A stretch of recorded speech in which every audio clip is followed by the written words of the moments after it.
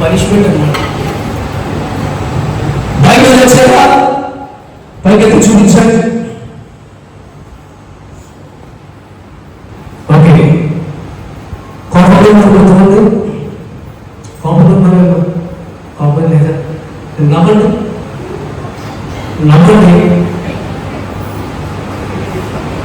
నేను చెప్పేది నవ్వండి, హ్యాపీగా నవ్వండి, పని తగ్గిపెట్టి నవ్వండి. ప్రైజ్ ది లార్డ్, హల్లెలూయా. వేడి వేడి వాతావరణం ఉంటానే ఉంది కాబట్టి ఇక వేడి వేడి ఆహారం ఎలాగో కాసేపు తినబోతున్నాం కాబట్టి ఇప్పుడు కొంచెం నెమ్మదిగా ప్రశాంతంగా ఉండే ఆహారాన్ని మీకు వడ్డించే ప్రయత్నం చేస్తాను. చక్కగా భుజించండి, మీరందరూ దీవించబడతారు. కీర్తనల పుస్తకం 32వ అధ్యాయం 8వ వాక్యాన్ని చదువుతారు. నీకు ఉపదేశము చేసేదను, నీవు నడవవలసిన మార్గమున నేను నిన్ను నడిపించేదను, నీ మీద దృష్టి ఉంచి నీకు ఆలోచన చెప్పేదను. ఆమె చెప్పండి. దేవుడు మనల్ని ప్రేమించిన వాగ్దానం, నేను నీకు ఆలోచన చెప్పేదను. దేవుడు ఏమంటున్నాడు? ఏం చెప్తాడట అన్నట్టు ఒకసారి ఏం చెప్తాడట? ఆలోచన చెప్తాడు దేవుడు. మనకి ఆలోచన ఇచ్చేవాడు ఆయన. నీ కుటుంబానికి, నీకు, సేవకుడిగా నాకు, సంఘానికి, సంఘ పెద్దలకి, మీ వ్యాపారానికి, మీ ఉద్యోగానికి, మీ వ్యవసాయానికి, మీరు చదువుతున్న చదువులు, మీరు రాస్తున్న పరీక్షలకు, మీరు చేస్తున్న ఉద్యోగానికి, మీరు ప్రయత్నిస్తున్న ప్రయత్నాలకు దేవుడు ఆలోచన చెప్పుగాక, ఆలోచన చెప్పుగాక. దేవుని ఆలోచన అద్భుతమైనది, దేవుని ఆలోచన గొప్పది, దేవుని ఆలోచన సదాకాలము నిలిచి ఉండేది, దేవుని ఆలోచన స్థిరమైనది. ఇవన్నీ కూడా నేను గత ఆదివారం రోజు, గత వారంలో జరిగిన కొన్ని కూడికల్లో ఆలోచన అనే అంశం మీద కొన్ని మాటలు చెప్పాను. యూట్యూబ్ లో అది రికార్డ్ చేస్తుంది, మీరు వినండి. ఈరోజు నేను అది చెప్పట్లా, ఇంకొక కొత్త విషయాన్ని నేను మీకు బోధిస్తాను. మనసు పెట్టండి, జాగ్రత్తగా ఆలోచించండి. దేవుడు ఆలోచన ఏ విధంగా ఉంటుంది? బైబిల్లో దేవుడు ఆలోచన చెప్పినప్పుడు ఏమేమి జరిగాయి? ఆయన ఆలోచన చెప్పన మనము నడిపించబడితే ఎలా మనము ఆశీర్వదించబడతామనే కొన్ని సంగతులు నేను మీకు తెలియపరుస్తాను. దానికి ముందుగా కీర్తనలోనే 73వ కీర్తన 24వ వాక్యం చదవండి. నీ ఆలోచన చేత నన్ను నడిపించెదవు, తరువాత మహిమలో నీవు నన్ను చేర్చుకొందువు. ఆమె చెప్పండి. ఆసాపు కీర్తనలు, ఈ కీర్తన ఎవరిది? ఆసాపు కీర్తన. ఏమంటున్నాడు భక్తుడు? ఏమంటున్నాడు? నీ ఆలోచన చేత నన్ను నడిపించు, తర్వాత మహిమలో నన్ను చేర్చుకుందువు. దేవునికి స్తోత్రం. ఆసాపు ప్రార్థన చేస్తున్నాడు, కీర్తనకారుడు ప్రార్థన చేస్తున్నాడు. ఏమనంటే, యెహోవా నీ ఆలోచన చేత నన్ను నడిపించు. ఇప్పుడు మీరు ఎవరు ప్రార్థన చేయాలి? తల్లిదండ్రులు ఎవరు ప్రార్థన చేయాలి? ఇంటి యజమానుడిగా నేను ఎవరు ప్రార్థన చేయాలి? సేవకుడిగా నేను ఎవరు ప్రార్థన చేయాలంటే, ప్రార్థన చేయాల్సిన విషయం ఏంటంటే, యెహోవా నీ ఆలోచన చొప్పున నన్ను నడిపించయ్యా. ప్రార్థన చేశాడా? ఆసాపు ప్రార్థన చేశాడా? ఇప్పుడు మీరేం చేయాలి చెప్పండి? నేను ప్రార్థన చేయాలి. ఏంటి ప్రార్థన విజ్ఞాపన? ఏంటి? మీరు మోకరించినప్పుడు, దేవా నీ ఆలోచన చొప్పున నన్ను నడిపించయ్యా అని ప్రార్థన చేయండి. తప్పనిసరిగా ప్రార్థన ఆలోచించే దేవుడిగా ఈ 2వ ఆదివారం సన్నిధిని చేతులు నీటిలో దేవుడు ముఖాముఖిగా ప్రవచనాత్మకంగా మాట్లాడుతున్నాడు. నీకు దేవుడు ఆలోచన కలిగించుగాక. మన ఆలోచన చెడ్డది. మన ఆలోచన మనల్ని ముందుకి తీసుకురాదు. మన ఆలోచన బలహీనమైనది. మన ఆలోచన చెడ్డ మార్గంలో నడిపిస్తారు. దేవుని ఆలోచన తీసుకోవాలి. సంఘం మేము కూడా ప్రార్థన చేస్తున్నాం. ఏమంటే, దీవెన పండుగలకయ్యా నీ ఆలోచన చొప్పున నడిపించయ్యా. మీరు మాకు తెలియపరచండి. మీ సలహాలు కావాలి. మేమేదో తెలియని వాళ్ళని మేము అనుకోవట్లేదయ్యా. మేము తెలివి తక్కువ వాళ్ళం, జ్ఞానహీనులయ్యా, బలహీనులయ్యా. అయ్యా మీరు నడిపించండి అని దేవుని నడిపింపు కొరకు ఆయన పాదాలు పట్టుకుని నా మటుకు నేను మా కుటుంబంలో ప్రార్థన చేస్తున్నారు. మీరు కూడా ప్రార్థన చేయాలి. దేవుడు తెలియపరిచాడు. ఆశ్చర్యం కలుగుతుంది. చాలా ఆశ్చర్యంగా దేవుడు చేస్తాడు. ఊహకు అందరి కార్యాలు దేవుడు చేస్తాడు. మతికి మించిన అద్భుతాలు దేవుడు చేస్తాడు. మనిషి ఆలోచనలోనే ఇంత అద్భుతాలు తయారు చేయబడుతుంటే, దానికి సృష్టికర్త దేవుడి తోడై ఉంటే దాన్ని ఎలా వర్ణించగలుగుతాము? దాన్ని ఎలా వివరించగలుగుతాము? దేవుని ఆలోచనలు సృష్టించబడిగా ఈ సృష్టి యొక్క అందం చూస్తే ఆశ్చర్యం కలగట్లేదా? సూర్యుడిని తయారు చేసిన విధం, చంద్రుడిని తయారు చేసిన విధం, పగటిని కలగజేసిన విధం, రాత్రిని కలగజేసిన విధం, నక్షత్రాలను కలగజేసిన విధానాన్ని చూస్తే మనకి ఆలోచన కలగట్లేదా? మనిషి స్వాతంత్ర్యం చూస్తే మనకు ఎంత ఆశ్చర్యం కలుగుతుంది.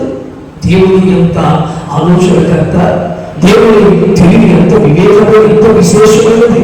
ఆయన్ని సాటిగా ఎవరు నిలబడగలుగుతారు? నిశ్చీకరమైన సంఘము దేవుని ఆలోచన చేత నడిపించబడిన సంఘం. ఆమె చెప్పండి.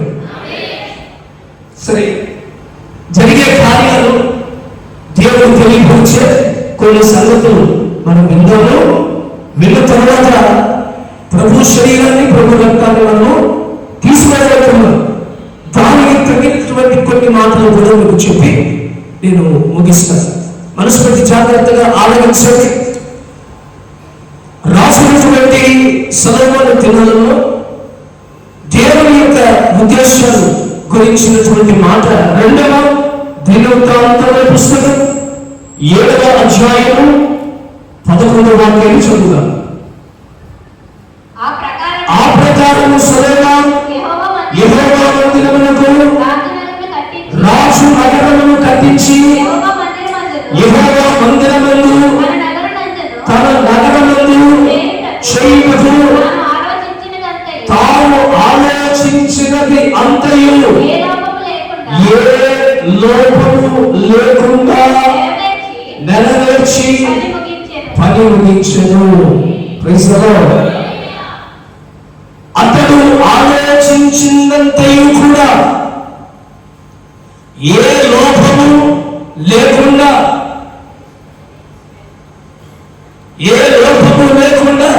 నెరవేర్చి పనిని ముగించడు.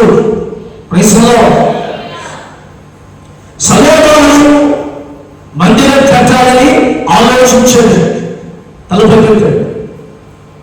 దావీదుకు ఆ ధన్యత దక్కలేదు, కానీ తన కుమారుడు సొలొమోనుకు దేవుడు ఆ ధన్యత ఇచ్చాడు. మందిరం కట్టమన్నాడు. మతి నిండా, మనస్సు నిండా సొలొమోనుకి మందిరాన్ని ఎలా కట్టాలి, ఎంత హైట్ గా కట్టాలి, ఎంత వెడల్పు ఉండాలి, ఎంత పొడవు ఉండాలి, మందిరానికి ఎలా కట్టాలి, ఎంత కిటికీలు పెట్టాలి, ఇటువైపుగా ప్రజలు లోపలికి తీసుకురావాలి, గుమ్మాలు ఎట్టు పెట్టాలి. ఇప్పుడు ఇల్లు కట్టుకునేటప్పుడు మీరు కూడా ఇంజనీర్లు పిలిపిస్తారా? ఇంజనీర్లు ఏం చేస్తారు? ప్లాన్ వేస్తారా? ప్లాన్ వేసి ఇదిగో బెడ్రూమ్ ఇటు, కిచెన్ ఇటు, హాల్ ఇంత, ఎల్ షేప్ లో ప్రతి ఎల్ షేప్ లో కదా హాల్ అండి. మీరు సూపర్ పడుతున్నారు, నేను పోయినట్టు మీద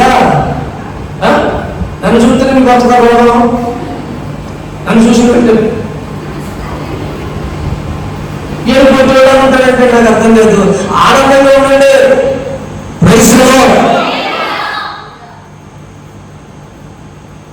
ఏడు పోటీలో ఉండద్దు. కొంతమంది ఉన్నారు, ₹1,00,000 నీ అకౌంట్ లో పడినట్టు.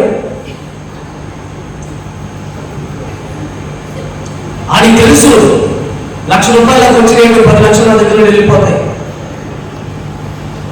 మీరు అలా ఉండద్దు, మీరు అలా ఉండకూడదు.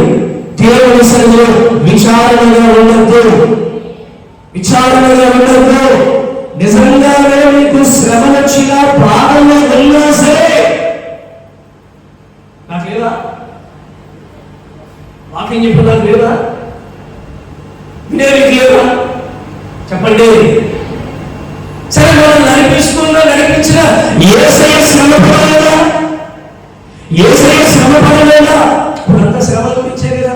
ఆయన శ్రమ పడ్డాడు, ఆయన బాధపడ్డాడు లేదా మాటలు ఓడలో చర్చిలో యేసయ్య శ్రమ పడ్డాడు, శ్రమ పడలేదు కదా. దేవునికి స్తోత్రం. ఆయన పోయిన వాళ్ళని, ఆయన బిడ్డలని, ఆయన కుమార్తెలుగా, ఆయన కుమారులుగా మీరు ఆయన వలె నడవాలి, ఆయన వలె ప్రవర్తించాలి. Praise the Lord. మీరు ఇల్లు కట్టుకునేటప్పుడు ప్లాన్ వేసినట్టుగానే రాజుగారు మందిరం కట్టాలి, సొలొమోను గారు దేవుని మందిరం కట్టాలి. దేవుని మందిరం కట్టడానికి ఏమిటి ఆలోచిస్తున్నారంటే ఎలా చేయాలని ఆలోచనలన్నీ కూడా దేవుడు అంటున్నాడు, సొలొమోను నీవు ఏదైతే ఆలోచించుచు ఉన్నావో ఆ ఆలోచనలో ఏ లోపము లేకుండా నేను నెరవేరుస్తాను. చెప్పండి, ఏ లోపము ఉండదు, ఏ లోపము ఉండదు. పనిని సంపూర్తి చేస్తావు, నీ పనిని నువ్వు సంపూర్తి చేస్తావు. దేవుని ఆలోచన తీసుకున్న నిశ్చితంగా మినిస్ట్రీలు ఈ పరిచర్యలో దేవుడు పనిని సంపూర్తి చేయనట్లుగా దేవుడు లోపము లేని సేవగా దేవుడు మనం నడిపించబోతున్నాడు. లోపం ఉండదు. కొంతమంది ఎవరండి నీకు అసలు ప్లాన్ ఇచ్చింది అంటారా? చాలా మంది అబ్రహాము వెళ్ళి ఎవరో మెట్లోడు డోర్ తీయగానే కిచెన్ వచ్చేటట్టు చేసాడు. డోర్ తీయగానే కిచెన్ మెట్లోనే ఎవరో కట్టాడు, కొంచెం మీరు ఏదైనా మారుస్తారా అని గాడిలో కొంచెం అడుగుతారు. మనుషుల కట్టేవి లోపాలు ఉంటాయి. ఇంకో మాట చెప్తాడండి, మీరు హైదరాబాదు ఏమాదో మీ బాధ వస్తే కదా, హైదరాబాదులో నుండి ఎవరైనా తెచ్చుకున్నా సరే వారంలో ఒకసారి ఏం చేస్తాడు చెప్పండి, లోపము కనబడుతుంది. కానీ దేవుడు కట్టే కట్టడము ఏ లోపము కనబడదు, ఏ చెడు కనబడదు, ఏ బలహీనత కనబడదు. ఆయన ఇప్పుడు ఏం చేస్తున్నాడో తెలుసా? నిన్ను వాక్యం ద్వారా కడుతున్నాడు ఆయన, నీ పిల్లల్ని కడుతున్నాడు, నీ కుటుంబాన్ని కడుతున్నాడు ఆయన, నీ ఆత్మీయ జీవితాన్ని కడుతున్నాడు, నీ ప్రార్థన జీవితాన్ని, నీ పరిశుద్ధమైన జీవితాన్ని దేవుడు కడుతున్నాడు. లోపం ఉండదు. ఏముండదు? లోపం ఉండదు. Praise the lord. దేవుడు లేఖనంలో నుండి కొన్ని విషయాలు మనం దేవుడి గురించి ఆలోచించాలి అనే విషయాలు మనం చూద్దాం. రోమిలికి రాసిన పత్రిక 13వ అధ్యాయం 14వ వాక్యం. 13వ అధ్యాయం 14వ వాక్యం. మెట్టుకు ధరించుకున్న వారై శరీర ఇచ్ఛలు నెరవేర్చుకున్నట్టు శరీర విషయమై చేసుకోకుండా అంటే మీరు నోటితో చెప్పండి. అమ్మా మీరు బాగా మాట్లాడతారు, మరి ఏంటో మీకు మందిరానికి వచ్చేసరికి చాలా నీరసపు ఆత్మ, బద్ధకపు ఆత్మ, బలహీనమైన ఆత్మ, సకల ఆత్మల మీలోనే నిలయం ఉండేటట్లుగా ఉంటుంది. యేసు నామములో ప్రతి బలహీనతను శరీరమును విడిచి చెప్పరు.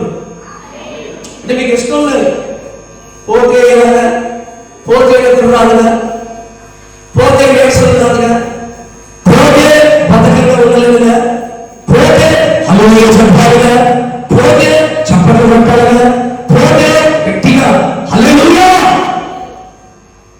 నేను ఒకసారి పోయిందా గట్టిగా అనండి. ఇంతేనా?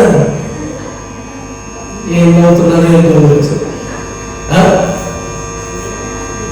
నేను మారి పర్వతానికి వెళ్ళిపోతానేమో, కానీ మిత్రులు మీరు మాత్రం అలాగే ఉండేటట్టున్నారు. మందిరంలో హుషారుగా ఉన్నారు, మందిరంలో పద్ధతిగా ఉండకూడదు, ఈ చేతులు ఎప్పుడు రెడీగా ఉన్నారు. హల్లెలూయా అనగారు వెంటనే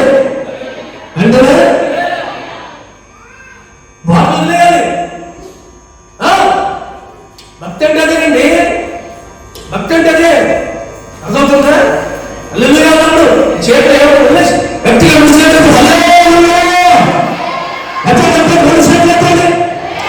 రెండు చేతులు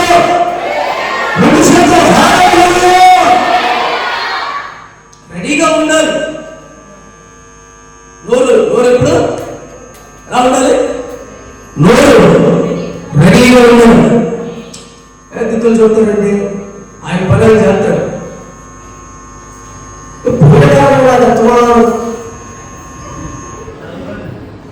అటు అందరూ చెప్తాడు, పోతుంది.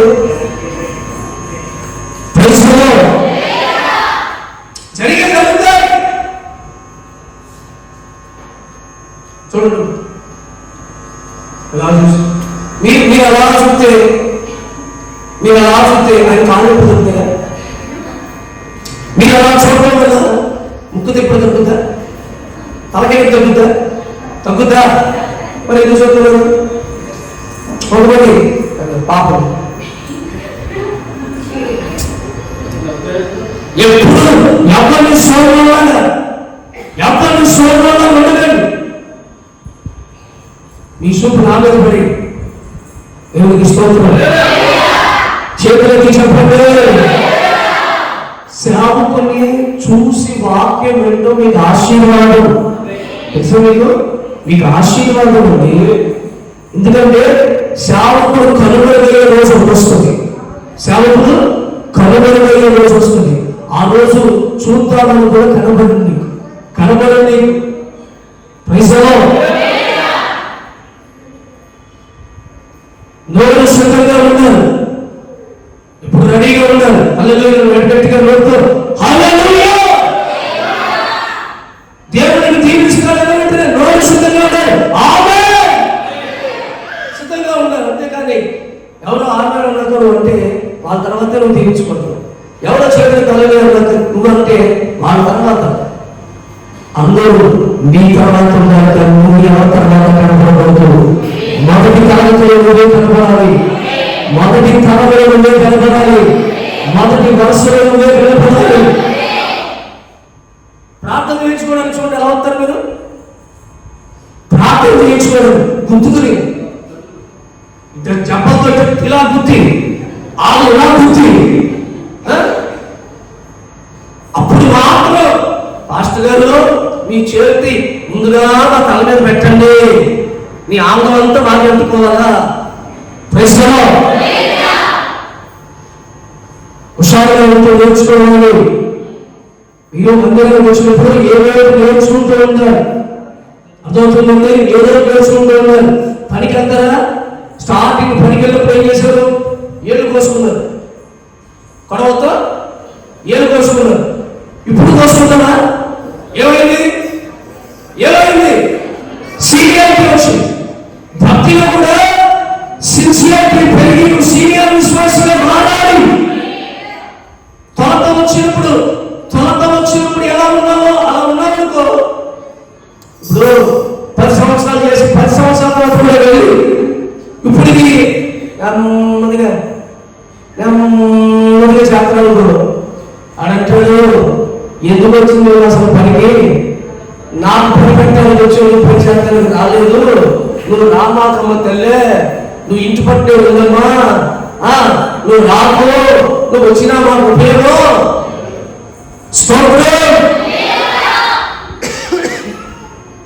దేవుని మందిరంలో కూడా ప్రారంభంలో ఉండకండి, హుషారుగా ఉండండి.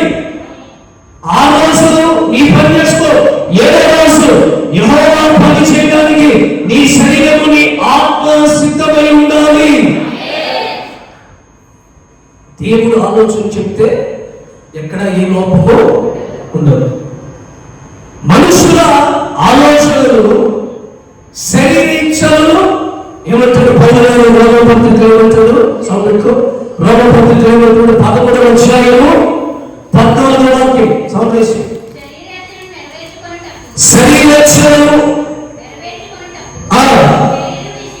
శరీర విషయమై ఆలోచన పాపకి ఇబ్బంది కూర్చోబెట్టు. సౌండ్ అంత సౌండ్ చివరికి వెళ్ళదు, కొంచెం దూరం కూర్చోబెట్టు. మీరు శరీర విషయమై ఆలోచన చేయకండి. సంగమా, దేవుని శరీరాన్ని దేవుని రక్తమును తీసుకోబోతున్న మీరు శరీరక్షణ గురించిన ఆలోచన చేయకండి. ఏంటి శరీరక్షణ? ఏమి తిందుమా, ఏమి ధరించుకుందామా, ఏమి త్రాగుదామా? శరీరక్షణ తినే కొంతమంది చూడండి, మందిరానికి వస్తారు. ఆదివారం రోజు ఏం తినాలి? మటన్ తినాలా, చికెన్ తినాలా, ఏం తినాలి అంటారు. ఇది వరకు అయ్యగారులు తెచ్చిపెట్టేవారు. ఇప్పుడు అమ్మగారు ఏమన్నారు తెలుసా? ఓయ్ ఏంటింట్లో కూర్చున్నావు, ప్రార్థనకు రెడీ అవుతున్నారు, ప్రార్థనకి వెళ్దాంలే, పాస్టర్ గారు ముగించేసరికి లేట్ అవుతుంది కదా, పోయి చికెన్ పట్టురాని అమ్మగారు చెప్తున్నారు. మందిరానికి వచ్చే అయ్యగారిని అమ్మగారు చికెన్ సెంటర్ పంపిస్తున్నారు. ఇక పోయినట్టే పోతున్నాడు ఆయన. ఇక అయ్యగారు అంటే చికెన్ సెంటర్కి వెళ్ళి అట్టిందంటే మందు షాప్ వెళ్ళాడు. అట్టిందంటే మందు షాప్ కూడా వెళ్ళి నీకు ఒక చికెన్, ఆయన కోపం, నువ్వు తిందు, ఆయన తోముతాడు. బాగుంది, కాంబినేషన్ బాగుందండి.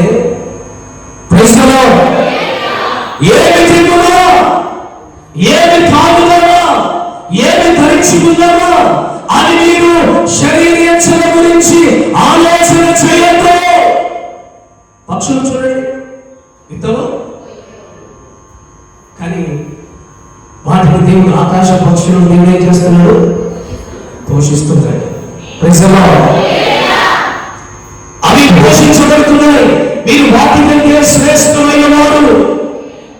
కాబట్టి ఏం బట్టలు వేసుకోవాలి, ఏం తినాలి, ఏం తాగాలి అని విచారణ శరీరంతో ఆలోచన చేయకండి. మీకు ఎప్పటికీ ఏం కావాలో వాటన్నిటినీ పరమ తండ్రి మీకు అనుగ్రహించునుగాక. మంచి శుభకార్యాలు మీకు అన్ని కొత్త బట్టలు వస్తాయి, అర్థమవుతుందా? అంతేగాని ముందు నుండి ఈస్టర్ రాబోతుంది కొత్త బట్టలు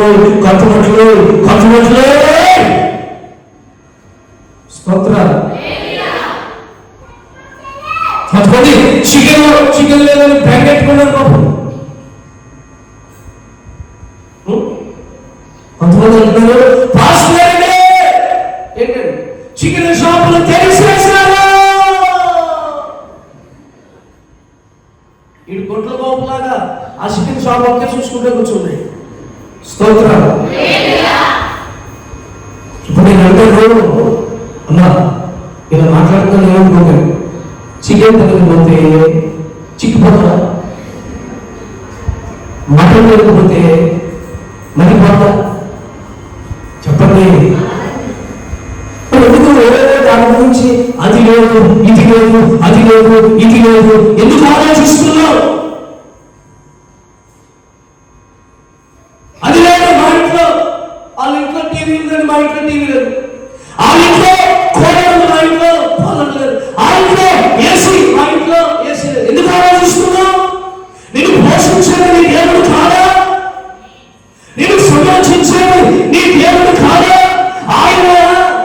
ఆయన ఇప్పుడు నీ తండ్రి నువ్వు చేపలు అడిగితే పాములు ఇవ్వడు కదా, రొట్టెలు అడిగితే రాయి ఇవ్వడు కదా. ఇప్పుడు మీ డాడీ దగ్గరికి డాడీ నాకు చేప కావాలంటే పాము తీసుకొని ఇస్తాడా? డాడీ నాకు రొట్టె కావాలి అంటే రాయి తీసుకొని ఇస్తాడా? మరి నీ తండ్రికి నీ మీద అంత ప్రేమ ఉంటే నీ కొరకు సిలువ రక్తాన్ని చిందించిన పరమ తండ్రి అయిన యేసయ్యకు నీ పట్ల ఎంత ప్రేమ, ఎంత బాధ్యత ఉంటుందని దానికి. ఆయన బాధ్యత లేని అనుకుంటావు నువ్వు. నీకు ఎప్పుడు ఏది కావాలో సిద్ధపరుస్తాడు. నీకు పెళ్ళప్పుడు చేయాలో చెప్పండి, సిద్ధపరుస్తాడు. దేవుడు సిద్ధపరిచింది శ్రేష్టమైనదా పాడైపోయినా చెప్పండి. ఇప్పుడు కుండలో నీళ్లు తాగుతున్నా ఆనందించండి, సంతోషించండి. దేవుడు ఒక సమయంగా మీకు ఏమేమి కావాలో అవన్నీ దేవుడే మీకు అనుగ్రహిస్తాడు. దేవుడి ద్వారా అవన్నీ మీరు పొందుకుంటారు. ఓ లాక్కులు పీక్కోవాలి, లాక్కులు పీక్కుని జుట్టంతా పీక్కుని అప్పులు చేసి సీటీలు పెట్టి డాక్టర్ తీసుకుని ఉత్తిలే ఎందుకు అప్పు చేస్తామంటే ఉత్తిలేరండి, ఉత్తిలే. నీకు తెలుసా తిండి కోసం అప్పు చేసేవాళ్ళు తెలిసి ఎంత మరి వాళ్ళ స్థితిని చూసి వాళ్ళు ఎంత అసహించుకోవాలి. నువ్వు తిండి కోసం అప్పు చేస్తామంటే సేవనుకోవాలి. నేను ఎంత తెగించావు? వేసుకునే భర్తల కోసం అప్పు చేస్తావా? రేపు ఇస్తాలే, వారం తర్వాత ఇస్తాలే, నెల తర్వాత ఇస్తాలే. అంత కలవసిపోయే పట్టలేదా నీకు ఇంట్లో? దేవుడికి స్తోత్రం. ఏది అనవసరమో దాని కొరకు ఖర్చు పెట్టు. అనవసరమైన వాటికి దూరంగా ఉండండి. బట్టలు కొనటం, అవి కొనటం, ఇవ్వడానికి దాయండి, డబ్బులు దాయండి. దేవుడి పండుగలు ఉన్నాయి, ఎవరు డబ్బులు దాయండి. అర్థమవుతుందా? డబ్బులు దాయండి. అనవసరమైన రీఛార్జ్లు, అనవసరమైన కాళ్ళు, అనవసరమైన ప్యాంట్ అంతా పెట్టుకోకండి. అంతా తీసి ఒక డిబ్బీ పెట్టి డిబ్బీలు దాయండి. దేవుడి పండుగ రోజు పగలబెట్టండి. నీ దుఃఖాన్ని దేవుడు పగలబెట్టాడు, నీ దారిద్ర్యం దేవుడు పగలబెట్టాడు, నీ శాపాన్ని దేవుడు పగలబెట్టాడు. ఎప్పుడు చూసినా నా ప్రాణమా పానీపూరి తిను, నా ప్రాణమా బిర్యానీ తిను, నా ప్రాణమా కట్టెల పట్టు వేసుకో, నా ప్రాణమా కొత్త చెప్పులు కొనుక్కో, నా ప్రాణమా సవరం కొనుక్కో, నా ప్రాణమా బండి కొనుక్కో, నా ప్రాణమా కొనుక్కుని. ఇప్పుడు నా దగ్గర బండి లేదు, నా దగ్గర దగ్గర నీ బండి లేదు కదా, నువ్వు పరలోకానికి రాజు వెళ్ళిపోతాడా? విచారణ చెందొద్దు. మీకు ఏది అవసరమో దేవుడు దాన్ని అనుగ్రహిస్తాడు. ప్రార్థన చేయండి, దేవుడికి అప్పగించండి. కానీ కుమిలిపోకండి. కొంతమందికి చూడండి, మంచి బట్టలు కట్టుకుంటే ఆ చూసి పెడతా ఉంటారు బట్టలు. అందుకే చర్చకొచ్చేవాళ్ళు అందరూ ఏం చేస్తారు తెలుసా? మాసిపోయి, చిరిగిపోయి, నలిగిపోయి వేసుకొస్తారు చర్చకి. ఫంక్షన్లు చూడండి ఎలా మెరుస్తారు మీరు. అసలు తెల్ల బట్టలు కొన్నారు మీరు, మామూలు బట్టలు ఎన్ని చెత్తలు కొనుంటాం, ఎన్ని చెత్తలు కొనుంటాం. తెల్ల బట్టలు మాత్రం ఉంటే ఆ వైట్ పోయింది ఆల్రెడీ. చూసుకోండి ఒకసారి, బట్టలు చూసుకోండి. వైట్ పోయింది అంటే దేవుడి విషయంలో పిసినాడుగా, దేవుడి సన్నిధికి వెళ్ళే దాని విషయంలో పిసినాడుగా. ఊరు తిరిగితో మాత్రం కొత్త సేవ కొనుక్కొని మంచిగా రెడీ అయ్యా అందరూ నాకన్నే చూడాలి. నేను చూసి నీ మీద దెయ్యం పట్టి దేవుడికి స్తోత్రాలు. మళ్ళా వచ్చాడంటారు ఏమంటారండి? ఎలీషా ఏమంటారు? ఏంటంటే దిష్టి. ఏం తగిలింది? నా పాపకి దిష్టి తగిలింది. అవును, నీ పాపలా ఉంచితే పాపలు పిశాచుగా తయారు చేసి, పిశాచుగా తయారు చేస్తే మరి దిష్టి తగలకుండా ఏం తగులుతుంది? దిష్టి బొమ్మలు రాదా? పొలాలు కేసి వెళ్తున్నాం అనుకోండి, దిష్టి బొమ్మలు ఉంటాయి తెలుసా? దిష్టి బొమ్మలు. ఈ మధ్యకాలంలో కొంతమంది అడ్డలడ్డంగా ఉండే ఆడవాళ్ళ ఫోటోలు పెడుతున్నారు. అడ్డలడ్డంగా. అరే ఎందుకు ఇలాంటి పనికి పెడుతున్నారంటే దుష్టులకి ఆనందంకి వెళ్ళిపోతారు, పొలం మీదకి వెళ్ళంట. అడ్డలగ్నంగా ఉన్నా అంటే అలా తెలుసు. ఈ అడ్డలగ్నంగా ఉన్న వాళ్ళ వైపు జనాలు చాలా మంది సొమ్ము దాచుకుంటే కామ కోరికలతో చూస్తారని ప్రజలకు తెలుస్తుందండి. కొరింథీయులకు రాసిన 2వ పత్రిక 10వ అధ్యాయం 5వ వాక్యం. కొరింథీయులకు రాసిన 2వ పత్రిక 10వ అధ్యాయం 5వ వాక్యం.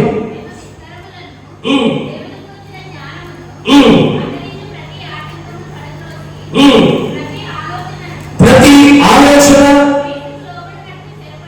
క్రీస్తుకు లోపడినట్లుగా, ప్రతి ఆలోచన క్రీస్తుకు లోపడాలి.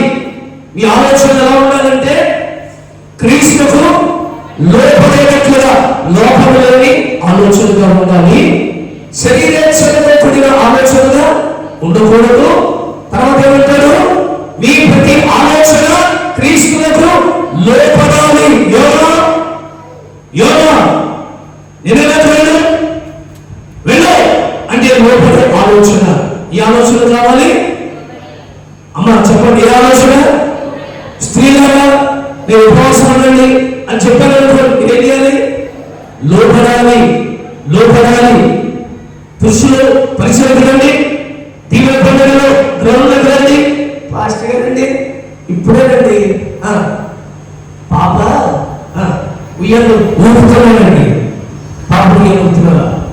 నేను ఫోన్ చేసినప్పుడేగా, అవునండి మీరు ఫోన్ చేసినప్పుడంటే ఊపుతున్నా. ఎంత ఊపినా కళ్ళలా తెలుసుకుంటా ఉంటాయి. దేవునికి స్తోత్రం. దేవుని పని కాకుండా లోకంలో ఏ పని చేసుకునే ప్రయాసం వ్యర్థముగా మారుతుంది. జాగ్రత్త. స్తోత్రం. హల్లెలూయా. భోజనాలు ఉన్నాయి. ఎందుకు అంటే మా ఇంటికాడ భోజనాలండి, ఫంక్షన్ జరుగుతుంది. మా ఇంటి పేరటోళ్ళు ఎవరంటారు చెప్పు? ఇంటి పేరటోళ్ళు భోజనం పిలిచారా? నిన్ను పిలవరు, నీ పేరని చూస్తే పిలవరు, పొరపాటున నువ్వు వచ్చావంటే అందరూ వచ్చావంటే పిలవరు. ఏం చేస్తున్నామో అందులోనికి రావట్లా. మా ఇంటి పేరటోళ్ళు ఇంటికి వెళ్ళానండి, భోజనాలండి, అక్కడ భోజనాలు వడ్డిస్తున్నా. దేవుడి మందిరంలో భోజనాలు ఉన్నాయా? ఈ రోజు ఉన్నాయి లేదా? వచ్చినాయా రాలేదా? భోజనాలు వచ్చినాయా? చెప్పరు. మీరు పెట్టుకున్నారు చెప్పబోతున్నా వచ్చినాయా? ఇంకా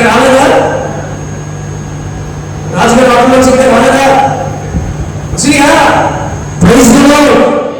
చేతులెత్తి చెప్పండి. పరిచయం చేయాలి. నేను అంటాను, నీ ఇళ్లలో జరిగే ఫంక్షన్లో నువ్వు భోజనాల దగ్గర కానీ ఇతర పనులు చేసినా చేయకపోయినా నీకు ఈ ఆశీర్వాదం రాదు. కానీ దేవుని మందిరంలో చిన్న గ్లాస్ తీసి పక్కన పెట్టినా నువ్వు దీవించబడతావు. ఒక మంచి నీళ్ళు పోస్తే నువ్వు దీవించబడతావు. ఒక ప్లేట్ అందిస్తే నువ్వు దీవించబడతావు. తెల్ల ప్లేట్లను పట్టుకుని బయటికి తీసుకొస్తే నువ్వు దీవించబడతావు. రాయపూర్లో నేను సేవ చేసుకున్నప్పుడు ఆదివారం ఆరాధన అయిన తర్వాత సంఘ పెద్దలందరికీ భోజనాలు ఉంటాయి. ప్రతి ఆదివారం ఉంటుంది మా చర్చిలో.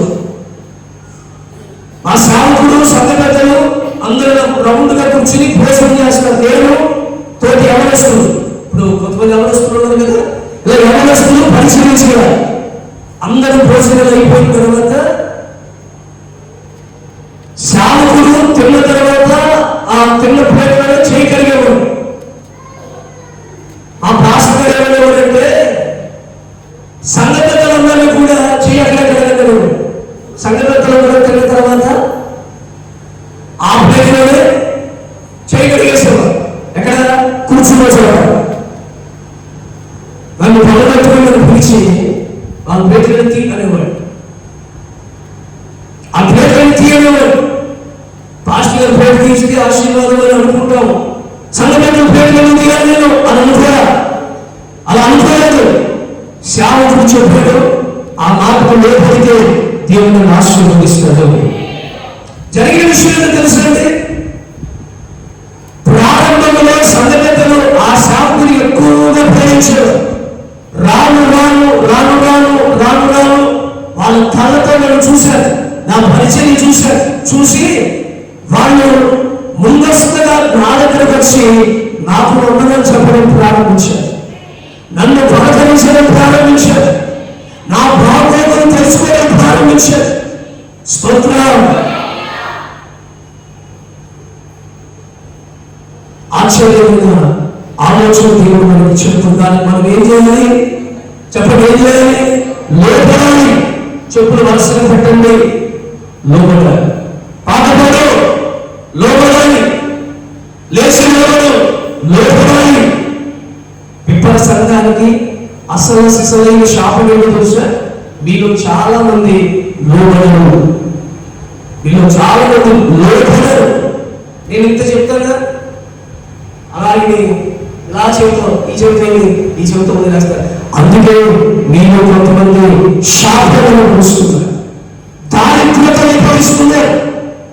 జీవం కలిగిన లాంటి సంఘానికి వచ్చిన తర్వాత నీ తలరాత మార్చబడాలి, నీ పరిస్థితులు మార్చబడాలి, నువ్వు అభివృద్ధి పరచబడాలి, నువ్వు విస్తరించాలి, నువ్వు ఎదగాలి. ఎందుకంటే ఇక్కడ నీళ్ళు ఉన్నాయి. ఇది ఎడారి కాదు, ఇది నీళ్ళు వస్తారు. నీళ్ళు చోట అన్ని పచ్చగా ఉంటాయి. అలా మీరు పచ్చగా ఉండాలి.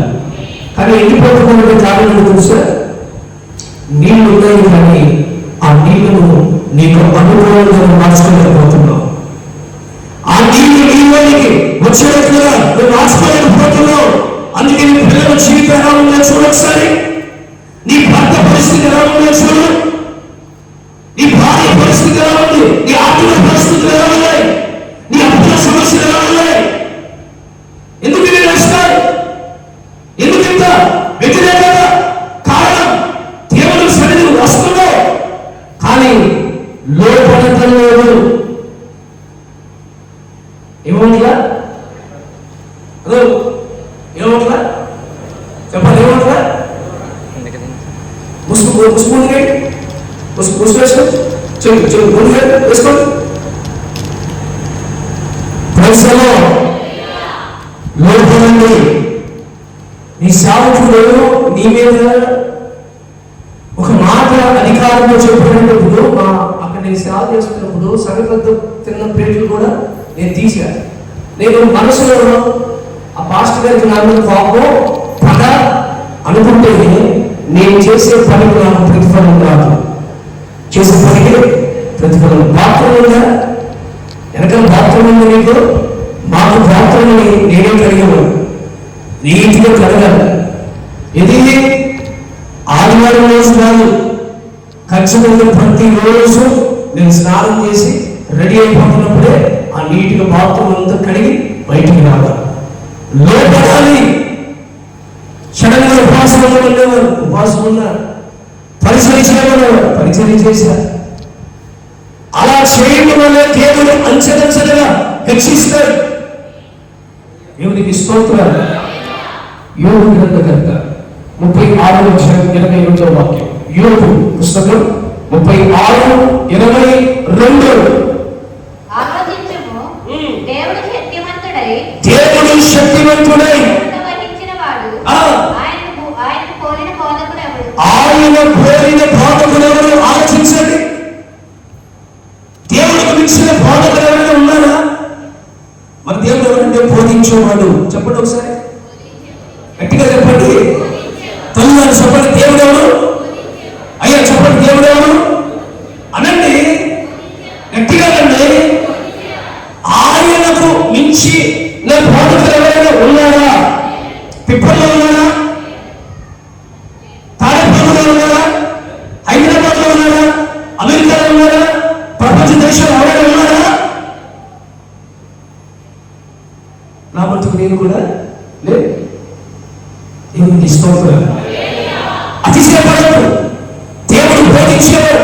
ఆయన ఆలోచన, ఆయన మనకి ఆలోచన చెప్పి మనకు బోధ చేస్తాడు. ఏం చేస్తాడు? యేసయ్య బోధ చేస్తాడు. నువ్వు ఎలా నడవాలి, నీ పిల్లలు ఎలా ఉండాలి దేవుడు చెప్తాడు.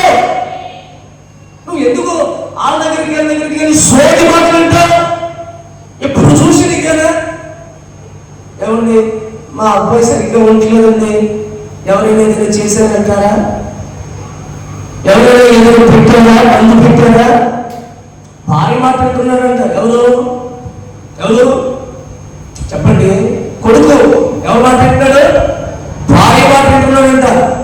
ఆ తల్లి అంటది, ఎవరి పెళ్లి రావడంలో నా చుట్టే తిరిగాడు, ఇప్పుడు పెళ్ళి అయిపోయింది, ఆ భార్య కొమ్ము చుట్టూ కొమ్ము కట్టేసుకుంది, ఆ చుట్టే తిరుగుతాడు. మందు ఏదైనా పెట్టేసిందేమో. ఏం పెట్టేసిందంట? మందు పెట్టేసిందేమో.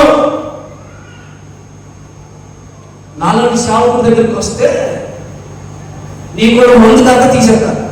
నీకు పట్టిన మందు ఆయన కాదు. ఎందుకంటే బైబిల్లో రాస్తుంది కదా, నీ తల్లిని నీ తండ్రిని విడిచి నీవు ఆమెను హత్తుకోవాలి.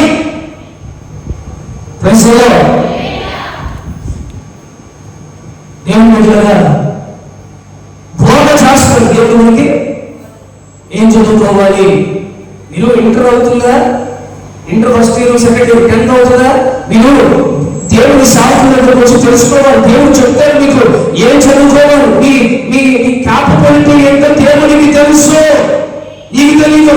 నీ క్యాపబిలిటీ దేవునికి తెలుసు. నువ్వు ఐటీఐ చేయాలా, డిప్లొమా చేయాలా, లేకపోతే ఇంటర్ చదవాలా, లేకపోతే బిజినెస్ చేయాలా, ఏం చేయాలి అని దేవుడు బోధిస్తాడు. 10th just pass, just pass. Inter నేను బైపీసీ తీసుకుంటా అందులో సోది జస్ట్ పాస్ అయింది. నేను ఇంటర్లో బైపీసీ అంటే అన్నాను, బైపీసీ నీ వల్ల వదలేదమ్మా అంటే మందిరం మానేసింది. నేనన్నా బైపీసీ వల్ల వదలేమ్మా, వద్దులే సిఈసీయో ఎంపీసీయో తీసుకుని చదువు అంటే నేను డాక్టర్ అవ్వడం మాస్టర్ గారికి ఇష్టం లేదు అని మందిరం మానేసి.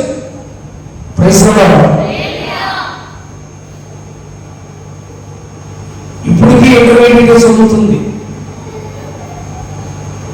ద్వితీయ చదువులు నేను కాదని అంతము ఆరంభమే తప్ప దానికి అర్థం లేదు.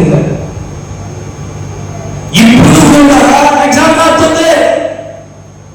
ఇది ఆమె చదివిన తరగతిలో ఉన్నాడు. 2 సార్లు రెండు తరగతులు అయిపోయింది. అంటే 2 సార్లు అయిపోయింది. అంటే 4 సంవత్సరాలు అయిపోయింది. ఇప్పటికీ ఇంటర్మీడియట్ చదువుతుంది. బైపీసీ కాదు, ఇది ఫీజులోకి వచ్చింది. అది కూడా అవుతుంది వల్ల సిఈసీ తీసుకుంది, అది కూడా ఫెయిల్ అయిపోయింది. స్తోత్రం. ఏమైందో తెలుసా? 2 రోజులు అయిన తర్వాత సిలబస్ మారిపోతుంది. సిలబస్ నిన్న నేడు నిరంతరం మారనే మారను. ఇంటర్మీడియట్ ముగించను అన్నట్టుంటుంది ఆ జీవితం. స్తోత్రం స్తోత్రం. నీ జ్ఞాపకానికి తెలుగులో నీ సామర్థ్యత ఎంతో దేవునికి తెలుసు. ఆ సామర్థ్యతకు తగినట్లుగా దేవుడు నీకు బోధ చేస్తాడు. బోధ ఆ బోధకులు లోపడాలి, ఆ బోధకులు అప్పగించుకోవాలి. దేవుడు బోధించేవాడు ఎవరైనా బోధిస్తాడు. ఎమాయ మార్గంలో ఇద్దరు వ్యక్తులు నడుచుకుంటూ వెళ్తుంటే దేవుడు ఏం చేశాడు? బోధించాడు. బోధించదనే వారు మనోనేత్రములు ఏమయ్యాయి చెప్పాలి, తెరవబడ్డాయి. దేవుని బోధన ఉన్నప్పుడు నీ మనోనేత్రాలు తెరవ చేస్తాడు. చూడండి మాట బైబిల్లో చదవండి. కీర్తనలు 27:11 యెహోవా బోధించు, సరళమైన మార్గమున ఆమె చెప్పండి. దేవుడు బోధించి మిమ్మల్ని మీ పిల్లలని సరళమైన మార్గములో దేవుడు నడిపించునుగాక. పై మాట ఏం రాస్తుందమ్మా? ఏముంది అక్కడ? పైన కాదమ్మా, ప్రమాదం కొంచి ఏముందంట? మార్గములు నాకు పొంచి ఉన్న వాటిని చూసి. అదే మీరు ముందుకెళ్తున్నారు కదా, మీ మార్గాల్లో ఏమేమి పొంచున్నాయో మీకు తెలియదు. దేవుడు ముందే తెలుసు. పొంచి ఉన్న వాటిని చూసి ఆయన నీకు బోధిస్తాడు. ఆ బోధకు లోపడి మీ మార్గాలు సరళము చేస్తాడు. సరళమైన మార్గములుగా దేవుడు మనల్ని నడిపించునుగాక. సరళమైన మార్గములు నడిపించబడునుగాక. రెండో మాట చెప్తాను. స్తోత్రాలు. ఎస్తేరు పుస్తకం 4:14. ఎస్తేరు పుస్తకం 4:14. త్వరగా ముగించేసుకుందాం. ఈ సమయమందు ఏది మాట్లాడక మౌనముగా ఉన్న ఎడల సహాయము వస్తది. కానీ నీవు నీ తండ్రి ఇంటి వారు నశించుదురు.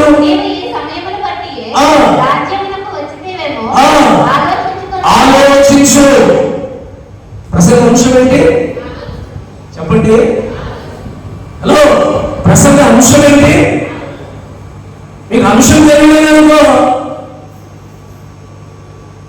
దారం లేకుండా సూదితో కుట్టేయడమే. ఇంకా దారం లేకుండా సూదితో కుడితే రంధ్రాలే తప్ప అతుకులు ఉండవు. అవునన్నా? సూది దారం చేతిలో సూది నాకేంటి, నన్ను ఆపలేని వాడు ఎవడో లేడు అని కుట్టుకుంటే వెళ్ళిపోతే ఏ ఉపయోగం? దాని ఉండగా దాని ఆధారమైన మనోవాక్యము ఆలోచన. ఆలోచనలు దేవుని ఆలోచన. అంశం ఏంటండి? ఆయన ఆలోచన మనకి ఏం చేస్తుంది? చదువుకున్నాం కదా, దేవుని ఆలోచన లోపము లేకుండా మనల్ని కడుతుంది. దేవుని ఆలోచన శరీరేక్షణకు సంబంధించినదిగా ఉండకూడదు. మూడోది, దేవుని ఆలోచన లోపడాలి. నేను లోపడతాను అన్నట్టు ఒకసారి నోరు తెరిచి అని చెప్పడమే లోపడటం తెలుసా?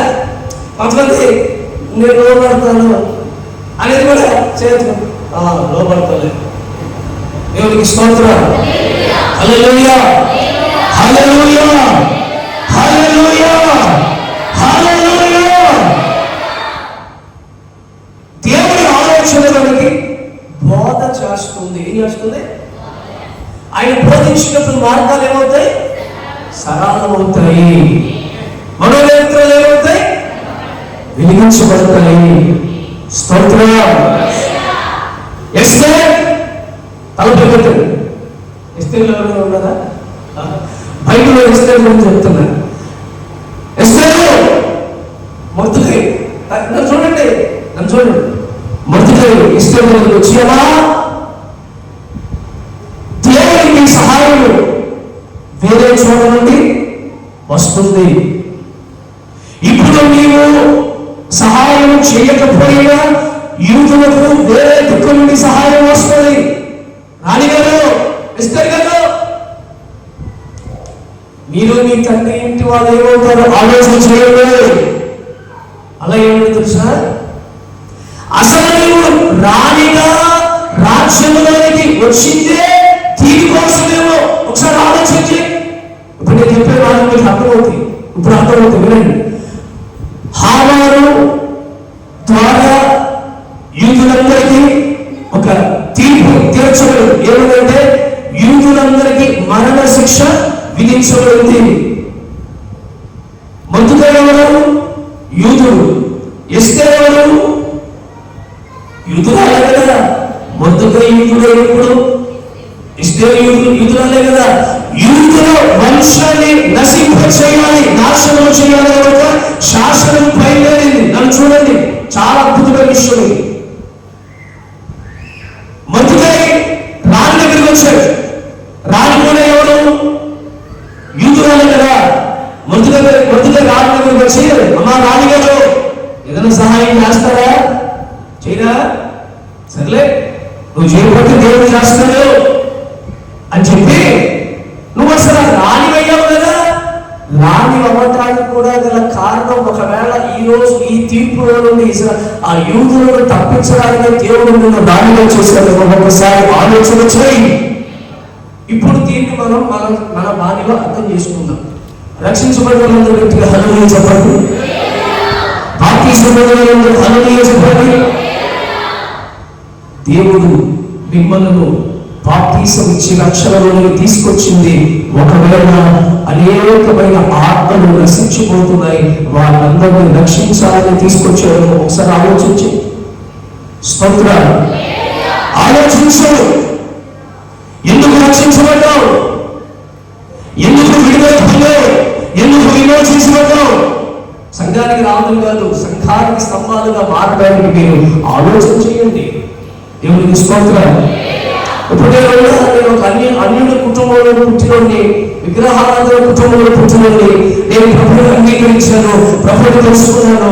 ఆ తర్వాత దేవుడు సేవకు పిలిచాడు. ఇప్పుడు నేను ఏం చేస్తున్నా?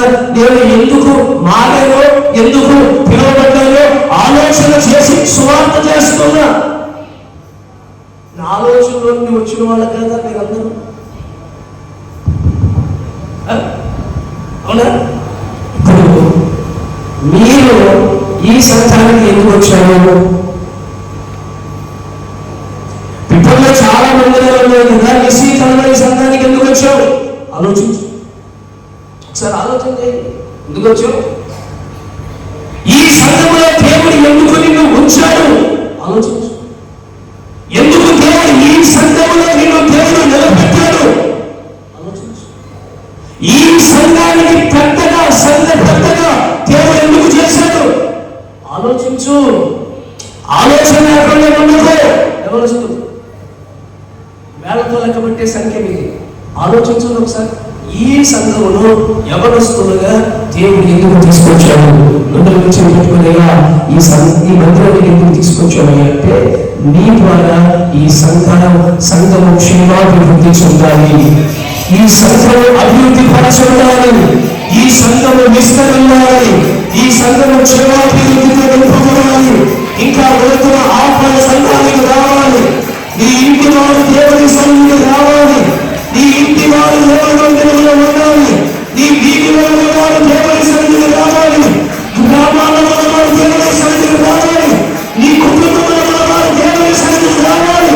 అందుకోసమే దేవుని ప్రత్యేకపరిచాడు.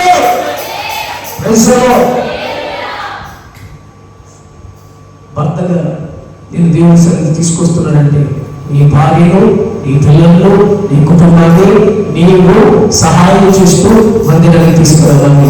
భార్యగా నువ్వు మందిరానికి వస్తున్నావంటే నీ భర్త, నీ పిల్లలు మందిరానికి వచ్చిన వరకు దేవుడిని తీసుకొచ్చాడు. నేను మరలా చెప్తున్నాను, నేను ఎందుకోసం వచ్చాను? నాకు తెలుసు. నీకు తెలుసా? నీకు తెలుసా? నీకు తెలియట్లేదా? ఎందుకోసం వచ్చావు? దీవెన ఆశీర్వాదం ఇవన్నీ వేరే సంగతి. అసలు ఎందుకు ఈ సంఘానికి వచ్చాం? ఈ సంఘంలోనే నిలబడతాం, ఈ సంఘంలోనే స్థిరపరచబడతాం. ఈ సంఘానికి స్తంభాలుగా మారాలి, ఈ సంఘానికి మీరే సహకారులుగా మారాలి. మీ ద్వారా అని చెప్పట్ల, మీ ద్వారా అని అందరినీ కలపట్ల, నీ ద్వారా ముందు చేసుకోండి. నీ ద్వారా ఈ సంఘానికి దేవుడు ఏదో చేయాలని ఆశపడుతున్నాడు. దేవుడు ఏదో చేయాలని బలముగా సంకల్పించాడు. దేవుడు ఏదో చేయాలని నిర్ణయించాడు. అది గుర్తెరిగి ఆలోచన చేయి, అది నెరవేర్చాలని ఆలోచించు. స్తోత్రం, స్తోత్రం, స్తోత్రం. ఎస్తేరుకి అర్థమైపోయింది. నేను రాని అంటాడు 127 సంవత్సరాలలో ఉంది ఎన్నుకోబడిన ఒకే ఒక వ్యక్తి ఎస్తేరు. తలపైకెత్తండి. ఎస్తేరు కన్నా అందగత్తెలు చాలా మంది ఉన్నారు. నీకంటే బలమైన వారు నీ పిప్పల్లో చాలా మంది ఉన్నారు. నిన్నే ఎందుకు దేవుడు తీసుకొచ్చాడు ఈ చర్చలోనికి? నీకంటే తెలియని వాళ్ళు ఈ గ్రామంలో చాలా మంది ఉన్నారు. నిన్నే ఎందుకు దేవుడు ఈ సంఘానికి తీసుకొచ్చాడు? ఎస్తే ఆలోచించమ్మా, రాణిగారు ఆలోచించండి ఒకసారి అని నొప్పితే ఆ రోజు పెట్టిన ప్రశ్నే ఈ రోజు శావుకునిగా మీ ఎదురు పెడుతున్నారు. ఆలోచన చేయండి, ఆలోచన చేసి దాన్ని ఆచరణలో పెట్టండి. దేవుడు అడగండి, అయ్యా అడగండి. ఎందుకు తీసుకొచ్చావు? ఏ చర్చలో పనులు ఎందుకు తీసుకొచ్చావు ప్రభా? ఎందుకు తీసుకొచ్చావు అయ్యా? ఎందుకు నడిపించావు? ఎందుకు సంఘటన చేసావు ప్రభా? దేవుడు నీతో మాట్లాడతాడు. నీ ద్వారా ఈ సంఘం బలపరచబడడానికి తీసుకొచ్చాడు. ఈ ద్వారా ఈ సంఘం అభివృద్ధి పరచబడడానికి తీసుకొచ్చాడు. నీ ద్వారా సేవకులు పోషించబడాలి, నీ ద్వారా సేవ విస్తరించాలి, నీ ద్వారా ఆపద రక్షించబడాలి, నీ ద్వారా ఆలోచనలు బలడానికి రావాలి. Without any purpose, without any reason, దేవుడు ఏ పని చేయడు. లేకపోతే నేను ఎక్కడో ఉండేవాడిని, నేను ఎక్కడో ఉండేవాడు. ఆయన సంకల్పించాడు, నేను ఇక్కడ నిలబడ్డాను. ఆయన సంకల్పించాడు, మీరు ఇక్కడ కూర్చున్నారు. కనుక అందరం కలిసి ఆలోచన చేద్దాం. అందరం కలిసి ఆలోచన చేసి ఈ సేవను తీసుకునే ప్రయత్నం చేద్దాం. ఇంకా ఈ సేవ విషయంలో నిర్ణయాలు తీసుకుందాం, ఉద్దేశాలు కలిగి ఉందాం. మందిరంకి వచ్చినప్పుడమ్మా ఆ పిల్లల్ని పట్టుకోండి, దీన్ని పట్టుకోండి, కింద నేలను పట్టుకొని ఒక చిన్న గుడ్డలు తీసుకొని, నేను ఎందుకు ఇక్కడికి వచ్చాను, నాకు తెలియపరచయ్యా, నాతో మాట్లాడయ్యా అని ప్రార్థన చేయండి. అవి మీకు సమాధానం చెప్తాయి. నేల మీకు సమాధానం చెబుతుంది. ఇక్కడ ఉన్న ప్రతి కాడికి దేవుడు స్వరాన్ని ఇస్తారు. ఇక్కడ ప్రతి పిల్లలు మీతో మాట్లాడుతుంది. ఇక్కడ ఈ పనిపీఠం మీతో మాట్లాడుతుంది. నేను కాదు, ఇక్కడ ఉన్నటువంటి కథలని వస్తువులు మీతో మాట్లాడతాయి. దేవుడు మోడిస్తాడు, దేవుడు వాక్శక్తిస్తాడు, దేవుడు మాట్లాడతాడు. నా సేవకుని పోషించడానికి నన్ను దేవుడి సంఘానికి తీసుకొచ్చాడు. నా సేవకుడికి కుడి భుజంగా ఉండడానికి తీసుకొచ్చాడు. నా సేవకుడు కన్నీరు తొడవడానికి తీసుకొచ్చాడు. నా సేవకుడు ప్రాణాలకు తీసుకొచ్చాడు. నా సేవకుడు లోకానికి తీసుకొచ్చాడు. నా సేవకుడు కథలకు తీసుకొచ్చాడు. మీరందరూ శరీరంలో అవయవాలుగా మార్చబడుతున్నారు కాక, అవయవాలుగా మార్చబడుతున్నారు కాక, అవయవాలుగా మార్చబడుతున్నారు కాక.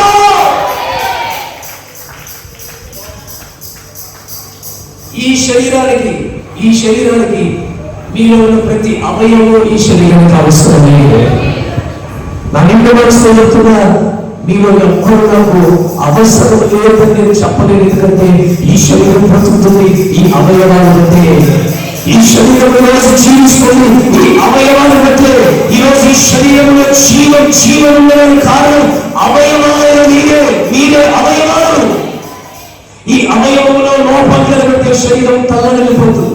ఈ అవయవం బలహీనమైపోతుంది, శరీరం బాధపడిపోతుంది. ఈ అవయవం విడిచి వెళ్ళిపోతుంటే ఈ శరీరం తట్టుకోలేకపోతుంది.